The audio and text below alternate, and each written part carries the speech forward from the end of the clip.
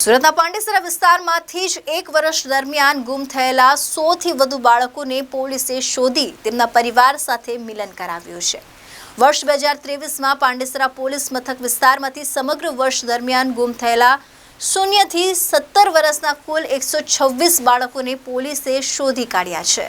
પરપ્રાંતીય વસ્તી ધરાવતા વિસ્તારમાં સૌથી વધુ બાળકોના અપહરણ અને ગુમ થવાની ફરિયાદો આવતી હોય છે, જેને લઈને તાત્કાલિક આવી ફરિયાદો મળતા જ પોલીસ અલગ અલગ ટીમો બનાવી બાળકોને શોધવા માટે કામે લાગી છે।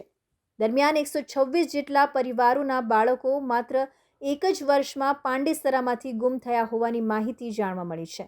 સુરતમાં પાંડેસરા પોલીસ સ્ટેશન વિસ્તારમાં ઔદ્યોગિક એકમો આવેલા છે, જ્યાં ઉત્તર પ્રદેશ, બિહાર, ઓરિસ્સા તેમજ અન્ય રાજ્યોમાંથી રોજગારી માટે લોકો આવી વસવાટ કરતા હોય છે।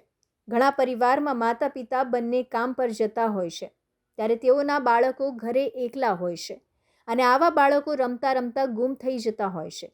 કેટલાક કિસ્સાઓમાં બાળકોના અપહરણ કરી લેવામાં આવતા હોવાની પણ ફરિયાદ અવારનવાર પોલીસ ચોપડે નોંધાય છે।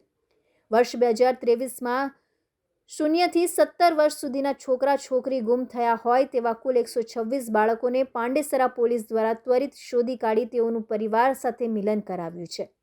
મહત્વનું છે કે જ્યારે પણ બાળકો ગુમ થયા હોવાની ફરિયાદ પોલીસને મળે છે, ત્યારે પોલીસની ટીમ તાત્કાલિક દોડતી થઈ જાય છે।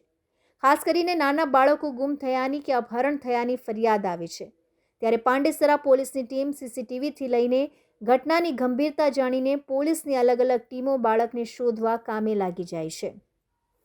Arvind Rathod, ABC news Gujarat, Surat.